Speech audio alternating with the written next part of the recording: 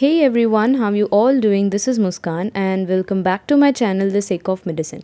Today's topic is Kent's 12 observation. Kent's 12 observation एक काफ़ी important topic है because इस चीज़ को पढ़ने की ज़रूरत क्यों आती है? जैसे कि सपोज़ आपने किसी पेशेंट को कोई प्रिस्क्रिप्शन दिया, वो प्रिस्क्रिप्शन देने के बाद जब आप उसको फॉलोअप के लिए बुलाते हो तो दैट पेशेंट में प्रेजेंट विथ डिफरेंट फाइंडिंग्स, या तो उसको ठीक हो गया होगा या उसको एग्रावेट हो गया होगा या तो फिर कुछ और फाइंडिंग्स जो पॉसिबिलिटीज़ रहती हैं वो पॉसिबिलिटीज़ हमारे केंट सर ने ऑब्ज़र्व की थी। एंड देन उसके बाद ये चैप्टर जो है उनकी फ़िलोसॉफ़ी की बुक जो कि Kant's lectures on homeopathic philosophy है, उस पर एक चैप्टर था prognosis after observing the action of remedy. ठीक है, तो उस चीज़ में ये सारी जो ऑब्जर्वेशन थे उसको कंपाइल करके लिखा गया था, right. And this thing is very important if you want to practise homoeopathy. Yes yes. So दूसरी चीज़ कि ये कितने मार्क्स में पूछी जाती है, तो ये पूरा एक फुल मार्कर इम्पॉर्टेंट क्वेश्चन है। ठीक है, आपका थर्ड ईयर और फोर्थ ईयर दोनों के क्वेश्चन पेपर्स में चीज़ इंपॉर्टेंट है। Yes, so let's get started.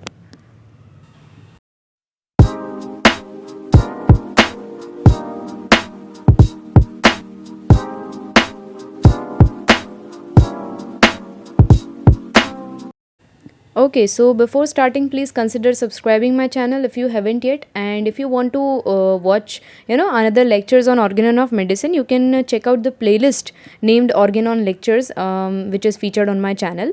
And यहाँ पे जो है ये मैंने केंट्स 12 ऑब्जर्वेशन, जितने भी 12 ऑब्जर्वेशंस हैं उन सारे ऑब्जर्वेशंस को लिस्ट कर रखा है, राइट। सो एक बार हम पहले ओवरव्यू देख लेते हैं कि 12 ऑब्जर्वेशंस कौन कौन से हैं। ठीक है, और इसको एज इट इज़ हमको नंबर वाइज याद रखना है। लाइक जैसे फर्स्ट में prolonged aggravation and then final decline of patient है, तो उसे हमें उसी सीक्वेंस में रखना है। You can not put that thing into an 11th observation, 9th observation, right.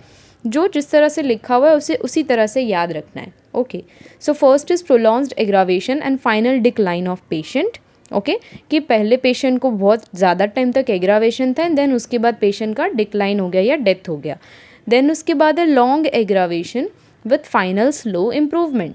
यहाँ पर भी वही है कि प्रोलॉन्ग्ड एग्रावेशन तो था लेकिन यहाँ पर पेशेंट को इम्प्रूवमेंट मिला, बट स्लोली इम्प्रूवमेंट मिला।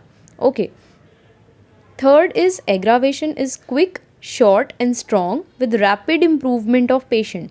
इसे हम होम्योपैथिक एग्रावेशन बोलते हैं कि एग्रावेशन तो था लेकिन that was very quick, it was very short and it was very strong, and then उसके बाद पेशेंट को काफ़ी ज़्यादा रैपिड इम्प्रूवमेंट हुआ। Homeopathic aggravation is a good indication, right, कि आपने जो भी मेडिसिन दी है वो एकदम परफेक्ट डोज में दी है, परफेक्ट पोटेंसी है, एंड मतलब आपकी मेडिसिन भी परफेक्ट है, आपने रेमेडी सिलेक्शन भी एकदम करेक्ट किया है। Then is no aggravation with the recovery of patient. This is acute में तो ठीक है, एक बार हम मान लेते हैं कि ठीक है एग्रावेशन नहीं हुआ, डायरेक्ट रिकवरी हो गई, बट क्रॉनिक केसेस में this is very doubtful. Okay, then fifth is amelioration comes first and then aggravation comes afterwards. पहले उसको ठीक लगा एंड देन वापस से एग्रावेट हो गया। The sixth is too short relief of symptoms. ठीक है, उसको सिम्टम्स से रिलीफ मिला लेकिन that was for too short time, for very short time of period. ठीक है, but next is a full time amelioration of symptoms yet no special relief to the patient. Sixth और seventh में difference क्या है कि six में क्या था कि रिलीफ मिला लेकिन वो बहुत कम टाइम तक का था, और यहाँ पे क्या रिलीफ मिला बट पेशेंट अभी भी कह नहीं सकते कि पूरा ठीक हो चुका है। ठीक है, then some patients prove every remedy they get. कुछ कुछ पेशेंट्स ऐसे होते हैं जिन्हें आप जो मेडिसिन दे दो वो मेडिसिन का प्रूविंग उस पेशेंट पे स्टार्ट हो जाता है। Action of medicine upon the प्रूवर्स, कि जो हमारे प्रूवर्स होते हैं उसके ऊपर एक्शन ऑफ मेडिसिन किस तरह से हमारी मेडिसिन एक्ट करती है, हाउ द ड्रग प्रूविंग हम सिम्टम्स किस तरह से कलेक्ट करते हैं। उसमें एक पॉइंट है पर्टिकुलर जो मैं बताना चाहती हूँ, वो हम जब ये पॉइंट पढ़ेंगे तब मैं बताऊँगी। New symptoms appearing after the remedy, तुमने उसको मेडिसिन दिया उसके बाद उसको नए सिम्टम्स आने लगे। ठीक है, व्हेन ओल्ड सिम्टम्स रीअपियर, मतलब कि जो उसको पुराने सिम्टम्स थे जो सप्रेस हो चुके थे वो वापस से रीअपियर हो रहे, this is also a very good indication. ठीक है, और केस पक्का क्योर होने ही वाला है। ओके, 11th ऑब्जर्वेशन में केस जो है वो पूरा का पूरा क्योर होने के पाथ पर है। Then is symptoms take a wrong direction. ठीक है, जो 11 था उसका अपोजिट है कि यहाँ पे सिम्टम्स जो वो गलत डायरेक्शन में चले जा रहे हैं। ठीक है। सो यहाँ पे हमने अभी इन सब चीज़ों को लिस्ट कर दिया है। In this video we will be talking about the first 6 observations and in next video we will be talking about the remaining 6 observations. Yes, okay. So the first observation is prolonged aggravation and final decline of the patient. See, अभी हम जो भी 12 observations पढ़ेंगे उसकी कुछ particular headings रहेगी। Inference का मतलब कि वो क्या दिखा रहा है। जैसे मुझे किलर्स एग्रावेशन किसी पेशेंट में दिखा तो मैं उससे क्या अज्यूम कर सकती हूँ कि या तो मैंने जो एंटीसोरिक दी थी वो ज़्यादा ही डीप एक्टिंग थी, ठीक है, और पैथोलॉजिकल डिस्ट्रक्शन हो चुका था, सो मुझे इसको ये एंटीसोरिक मेडिसिन नहीं देनी चाहिए थी, ठीक है। वाइटल फोर्स का रिएक्शन वाज वेरी इम्पॉसिबल। क्यों? बिकॉज जब हमारी बॉडी में कोई इरिवर्सिबल पैथोलॉजी होती है तब हमारा vital force is not in a उस हालत में नहीं होता है कि वो रिएक्ट कर सके। उस टाइम पे हमें डीप एक्टिंग मेडिसिन नहीं देनी है। अगर उस टाइम पे आप डीप एक्टिंग मेडिसिन देते हो तो किलर्स एग्रावेशन होता है, ठीक है। यानी इनक्योरेबल केस में कभी भी ये मिस्टेक नहीं करनी है, डीप एक्टिंग मेडिसिन नहीं देनी है, ओके। एंड दूसरी जो बात हम करते हैं हाई पोटेंसी भी हम इस चीज़ में नहीं दे सकते, ठीक है। एंड ये जो पोटेंसी का फंडा है कि पोटेंसी में ससेप्टिबिलिटी हाई हो तो पोटेंसी हाई क्यों होती है, ये जो एक डोज और पोटेंसी का फंडा है ये मैंने अपने जो प्रीवियस वीडियो है उसमें क्लियर कर रखा है। सो you can watch that video. वो भी आपको मेरे चैनल पे मिल जाएगा या तो फिर प्लेलिस्ट में मिल जाएगा, और you can find that link in the description below, ठीक है। सो हमारा टाइटल ये है कि prolonged aggravation and then final decline of the patient. Patient को बहुत टाइम से एग्रावेशन हो रहा है लेकिन पेशेंट ठीक नहीं हो रहा है एंड लास्ट में जाके पेशेंट की डेथ हो जाती है, ठीक है। सो इसे हम कहते हैं किलर्स एग्रावेशन। किलर्स एग्रावेशन में इन्फेरेंस का मतलब ये है कि उससे हमें क्या पता चलता है कि हमने क्या मिस्टेक की है। सो द मिस्टेक वाज कि हमने जो एंटीसोरिक दी थी वो काफ़ी ज़्यादा डीप हो गई। दूसरी बात कि पैथोलॉजिकल डिस्ट्रक्शन था वहाँ पे, और वाइटल फोर्स का रिएक्शन वाज इम्पॉसिबल, ठीक है, and the case was incurable, ठीक है। अब ये जो ऑर्गेनिक ये बोलते हैं ना हम, जो पैथोलॉजिकल चेंजेस हो जाते हैं उस टाइम पे पेशेंट की ससेप्टिबिलिटी काफ़ी ज़्यादा लो होती है, ठीक है। एंड जो वाइटल फोर्स होता है वो जो हमारा जो हम अगर डीप एक्टिंग मेडिसिन दे देते हैं तो वो उसके फोर्स को हमारा वाइटल फोर्स नहीं झेल पाता है, ठीक है, and that's why our patient gets worse, ठीक है। इसलिए कभी भी ऑर्गेनिक डिसीज़ में पैथोलॉजिकल चेंजेस में हमको डीप एक्टिंग मेडिसिन नहीं देनी चाहिए। इसका प्रोग्नोसिस क्या है, इसका फ्यूचर आउटकम क्या है, इट इज़ अनफेवरेबल, ठीक है। अब हमें पता चल गया यार किलर्स एग्रावेशन हो गया, अब करना क्या है, व्हाट टू डू नेक्स्ट, ठीक है। जो भी आपने मेडिसिन दी है उसको इमीडिएटली स्टॉप करो। अगर उसका कोई एंटीडोट अवेलेबल है देन फटाफट से उसको एंटीडोट दे दो। दूसरी चीज़ कि ये ध्यान रखना है कि इनक्योरेबल केसेस में you can not even try to cure that case. वो इरिवर्सिबल पैथोलॉजी हो चुकी है, आप उसको नहीं ठीक कर सकते हो। In that case you have to go for palliation, ठीक है। अब इससे हमें सीखने क्या मिलता है कि इनक्योरेबल और डाउटफुल केसेस में 30th या 200th पोटेंसी ही देनी चाहिए, ठीक है। Then don't prescribe deep remedy in organic diseases. हमें कभी भी ऑर्गेनिक डिसीजेस में डीप रेमेडी नहीं देनी है, 1M पोटेंसी नहीं देनी है। क्यों? 1M is a higher potency, ठीक है। वो क्या है, डायनामिक पोटेंसी हो जाएगी एंड दैट विल हमारे पेशेंट को वो हार्म करेगी, ठीक है। The next is the second observation is long aggravation and final and slow improvement. यहाँ पे क्या है कि पेशेंट को काफ़ी ज़्यादा लंबे समय तक एग्रावेशन था बट देन फाइनली वो स्लोली इम्प्रूव हो गया, तो इसे हम बॉर्डर लाइन केस कहते हैं। बॉर्डर लाइन केस मतलब कि पेशेंट हमारे पास एकदम परफेक्ट टाइमिंग पे आया था, अगर उसने थोड़ा भी लेट कर दिया होता तो उसका जो केस है वो इनक्योरेबल हो जाता, ठीक है। सो यही चीज़ इन्फ्रेंस में लिखी हुई है कि patient is on border line between curability and incurability, ठीक है। डिजीज़ को हम अभी भी क्योर कर सकते हैं, पैथोलॉजिकल चेंजेस हुए हैं, दे हैव स्टार्टेड बट वो इतने एडवांस नहीं हुए हैं।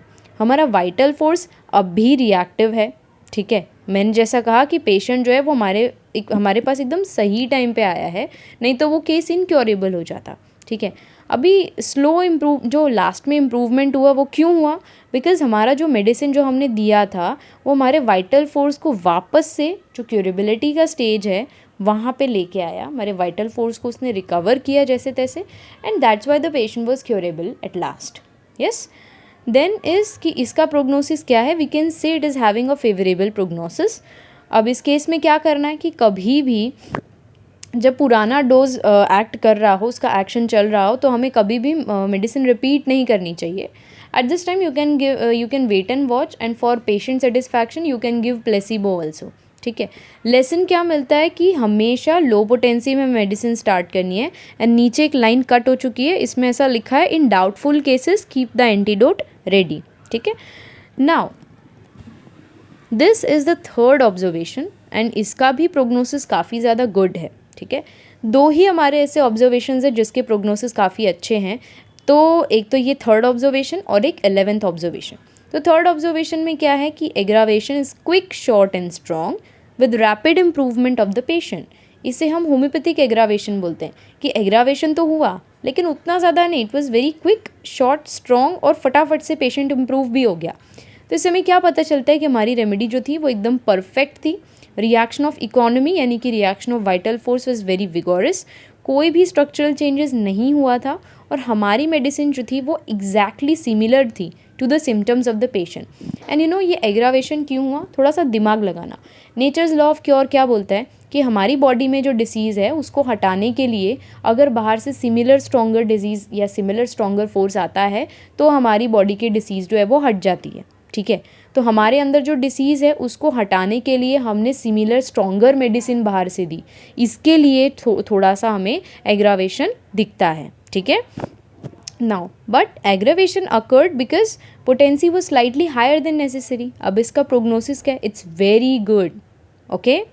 What to do, you don't have to disturb the action of medicine. वो मेडिसिन अपना काम एकदम परफेक्टली कर रही, you don't need to disturb that case. Placebo दे के ख़त्म करो. ठीक है.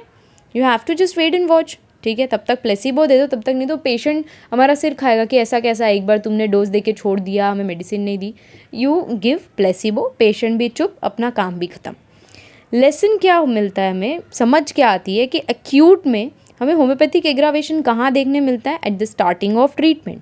क्रॉनिक में हमें होम्योपैथिक एग्रावेशन कब देखने को मिलता है कि जब क्योर होने वाला हो, जब वो केस ख़त्म होने वाला हो. ख़त्म मतलब डेथ वाला ख़त्म नहीं, जब वो केस क्योर होने वाला हो तब हमें होम्योपैथिक एग्रावेशन दिखता है. ठीक है. No aggravation with recovery of the patient. तो ये तो फिर आप लोग की नज़र में एकदम परफेक्ट क्योर हो गया कि भैया एग्रावेशन आया ही नहीं, पेशेंट क्योर हो गया. सी, इसे हम आइडियल क्योर बोलते हैं, बट ये एक्यूट केस में ही ठीक लगता है.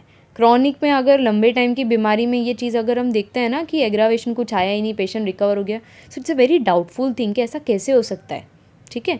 अब इसमें हमें इन्फरेंस क्या मिलता है कि रेमेडी या पोटेंसी जो भी थी सब कुछ एग्जैक्टली केस के सूटेबल था. कोई भी ऑर्गेनिक चेंजेस नहीं थे, कोई भी ऑर्गेनिक डिसीज़ नहीं थी, है ना. और डिजीज़ जो है वो अभी ज़्यादा अंदर नहीं गई है, it is in its psoric state, functional level पर ही है, and belongs to the nerves and its function. ठीक है. Now as I said, prognosis में एक्यूट में अगर ये होता है तो it's having a good prognosis, but अगर क्रॉनिक में होता है ना तो इट्स अ डाउटफुल थिंग. अभी you what to do, don't disturb the action, you can give placebo and wait and watch. ठीक है. अब जैसा मैंने कहा इसमें लेसन यही मिलता है कि एक्यूट में अगर ऐसी चीज़ हो कि फटाक से क्योर हो जाए, कोई एग्रावेशन ना आए, then that's an ideal cure. Chronic में अगर ऐसा होता है तो that's a doubtful thing, because you know when you give any kind of homeopathic medicine, अगर वो मेडिसिन परफेक्ट होगी तो होम्योपैथिक एग्रावेशन तो आना ही आना है. ठीक है. अगर होम्योपैथिक एग्रावेशन नहीं आता है then you have to doubt your remedy, you can doubt your potency, और you can doubt your repetition. ठीक है. एक्यूट में तो एक बार छोड़ भी देते ना, चलो ठीक है एक्यूट है ठीक हो गया, लेकिन क्रोनिक में ऐसा नहीं कर सकते हम. Okay. Yes. Now the fifth observation कि amelioration comes first and then उसके बाद एग्रावेशन हो रहा है. हमने पेशेंट को मेडिसिन दिया, पेशेंट को थोड़ा टाइम ठीक लगा, एंड देन उसके बाद एग्रावेशन आता है. तो ये क्यों होता है पता है, उसको एग्रावेशन वापस से क्यों आया, बिकॉज जो हमारा जो डिज़ीज़ है, पेशेंट का जो डिसीज़ है वो या तो इनक्योरेबल हो. ठीक है. या तो जो हमने मेडिसिन दी है वो सिर्फ जो उसके कीनोट सिम्टम्स है, उसने बोला मुझे ये पेन हो रहा है, यहाँ पेन हो रहा है, ऐसा हो रहा है, ऐसा हो रहा है, और तुमने उस कीनोट के बेसिस पे उसको मेडिसिन दे दिया, तो that's a superficial selection of medicine ना. तो उससे भी ये चीज़ हो सकती है। दूसरी चीज़ कि पेशेंट जो है वो इनक्योरेबल स्टेट में हो सकता है, तो रेमेडी जो थी वो पार्शियली सिमिलर हुई, ठीक है, और हमारे होम्योपैथी के हिसाब से कंप्लीटली सिमिलर सिम्टम्स होने चाहिए तभी हम उसको वो ड्रग देंगे। ओके, सो या रेमेडी वो सुपरफिशियल और पेलिएटिव। ओके, तुमने सिर्फ ऊपर ऊपर के कुछ कुछ सिम्टम के बेसिस पे मेडिसिन दे दी, तो भी ये चीज़ हो सकती है कि ठीक है उसने वो सिम्टम को थोड़े टाइम के लिए मेलियोरेट कर दिया लेकिन फिर एग्रावेट हो गया, है ना। And it was similar only to the most annoying symptoms and didn't cover the whole totality, right? As I said कि कुछ कुछ symptoms को ही उसने cover किया, पूरा totality बनाओ यार, है ना। जो हमारे होम्योपैथिक जो केस टेकिंग का पूरा फॉर्मेट रहता है उसको फॉलो करके हमको करना चाहिए, वो नहीं किया, इसके लिए remedy was superficial. Then patient was incurable and remedy was partially suitable, that's why ये चीज़ हो सकती है। अब प्रोग्नोसिस क्या है इसका? It's unfavourable. Okay, what to do? See, अभी इसमें जो इनिशियल एमेलियोरेशन था वो पुरानी मेडिसिन से तो हो गया, यहाँ पे हमारे पास दो पॉसिबिलिटीज़ हो सकती है। You know about complementary medicine? Complementary मतलब कि जो पुराने मेडिसिन के एक्शन को पूरा करती हो, हम वो दे सकते हैं, या तो फिर एक काम करो कि केस फिर से लो, रीटेक द केस एंड फिर से एक परफेक्ट रेमेडी चूज़ करो, ठीक है। अब इससे हमें समझने क्या, सीखने क्या मिलता है कि try to find out fault in remedial level, patient level and repetition of remedy. जब भी ऐसा कुछ आता है ना कि एमेलियोरेशन हुआ बट थोड़ी टाइम के बाद फिर से एग्रावेट हो गया, तो उस टाइम पे ना हमको सोचना पड़ता है कि कहीं रेमेडी लेवल पे कोई फॉल्ट तो नहीं है, कहीं पेशेंट ने तो कुछ ऐसा ऊपर नीचे नहीं खा लिया कि जो हमारे मेडिसिन के एक्शन को हैम्पर करता हो, या मैंने रिपीटिशन में तो कोई गड़बड़ नहीं कर दी, ठीक है। ये सारी चीज़ें हो सकती हैं। Okay, now this is the sixth observation कि too short relief of symptom, ठीक है, कि पेशेंट को रिलीफ तो मिला लेकिन वो थोड़े टाइम तक ही मिला, उसके बाद वापस से वो जैसा था वैसा का वैसा ही हो गया। तो इसका मतलब ये है कि बैकग्राउंड में there is a maintaining cause, या तो पेशेंट ने कुछ उल्टा सीधा खा लिया हो, या तो फिर उसने कुछ ऐसा कर दिया हो कि जिसने हमारे मेडिसिन के एक्शन को अफेक्ट कर दिया हो। लेकिन पेशेंट अगर सच बोलता है कि नहीं मैंने यार ऐसा कुछ भी खाया पिया नहीं है, मैंने ऐसा कुछ भी नहीं किया है जो आपने मुझे मना किया हो, तो इट्स अ सीरियस थिंग, ठीक है। तब क्या पॉसिबिलिटी होती है, अगर वो एक्यूट केस है और पेशेंट ये चीज़ लेके आता है to short relief of symptom, तो दैट मीन्स कि जो ऑर्गन है उसमें हाई ग्रेड इन्फ्लामेटरी कंडीशन चल रही है, और अगर क्रॉनिक है तो भाई ख़त्म, स्ट्रक्चरल चेंजेस जो है वो पूरे एडवांस हो चुके हैं, ठीक है। So what is the inference? Maintaining cause है बैकग्राउंड में, patient was ameliorated for a long time, but then वो आता है बोलता है कि I have been doing well since doctor but now I am running down, right. Patient बोलता है कि नहीं पहले मेरे को सही था, अब मैं डिक्लाइन हो रहा हूँ, लाइक मेरी हेल्थ डिक्लाइन हो रही है। Patient has done something to spoil the action of this remedy, कुछ खा लिया होगा या कुछ ऐसे काम कर लिए होंगे जो फिजिशियन ने ना कहा था, ठीक है।